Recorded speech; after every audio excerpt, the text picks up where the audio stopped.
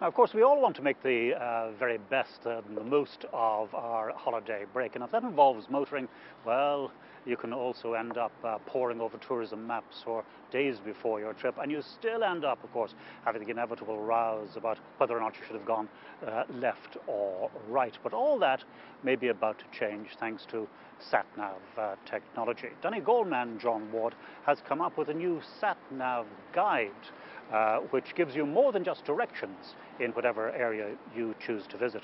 Our reporter Helen Mark went up to Inishowen to see the new system in operation. Right, things we'd like to do today. I want to go and see a waterfall. We want to go fishing. Yeah, let's go fishing. Crab fishing or fishing? Fishing. Oh no, fishing, Off the fishing. pier. Go fishing, we have to get bait first. Okay, we've got to go to a beach. So much to do, so little time to do it in. But with a computer, a GPS device and a press of a button, there. A few days' activities sorted in seconds.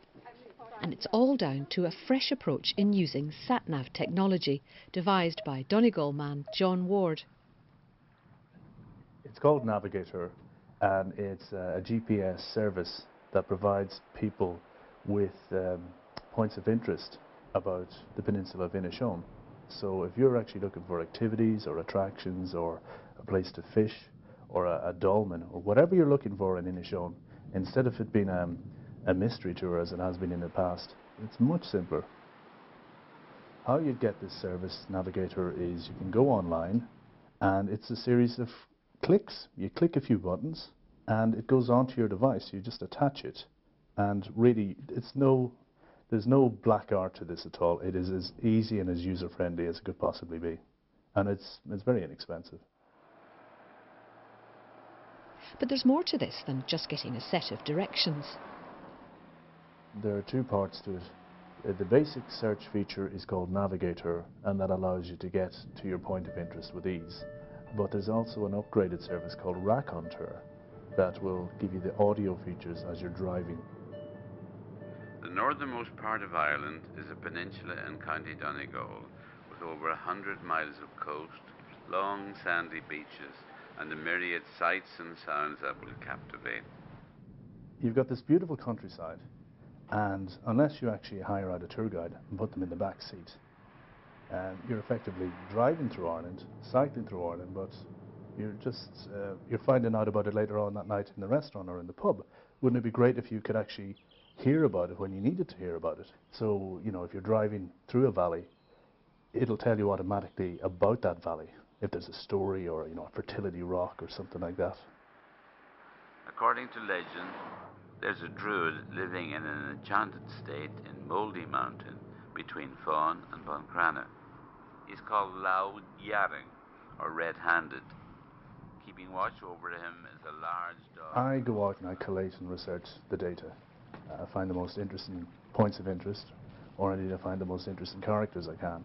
And from there I will edit, and I will upload the pieces onto a computer, and I will then put in the latitude and longitude coordinates, and from there I'm able to put them onto your GPS device with the click of a button.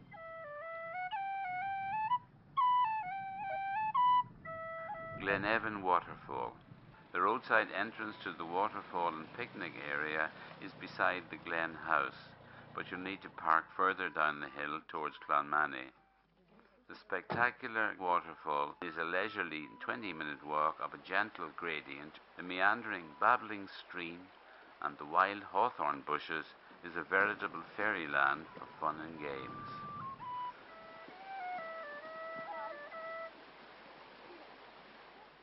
It is as if by magic, but when you come round that corner, if there's something of interest, it'll tell you about it. And it'll be a local voice. It won't be that annoying woman that says mind the gap or turn left or turn right. So it's as it should be. It's someone who knows the area telling you about the place. This waterfall cascades fresh mountain water descending over black rock from an astonishing height of 30 feet. Okay, so where do we go now? We type in Stone Circle? Yeah. Let's try that. Happy with that?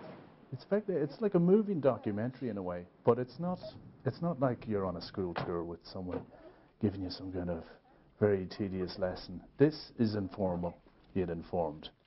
And I do give you the practical information. If there is a dirt track, I'll tell you in advance. If there is a place that you need to park, I'll tell you where to go. You know, I need to think like the tourist.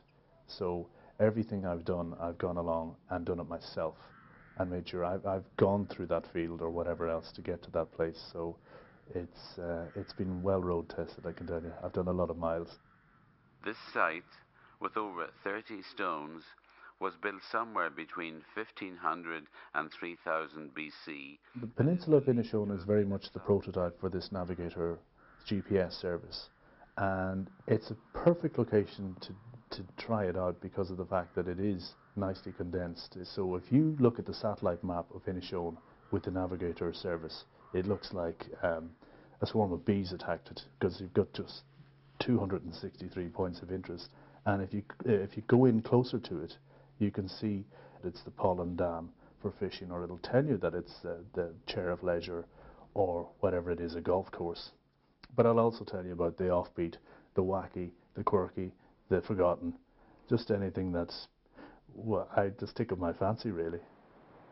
We're hoping to roll out a web app for the iPhone, so that's going to be quite exciting. And of course the idea would be to have it expanding out to Ulster and the border counties for the summer. There's no reason on earth why this couldn't be expanded, and that a person in about 2 years' time couldn't go to any part of Ireland and find, at the drop of a hat, you know, the hidden gem.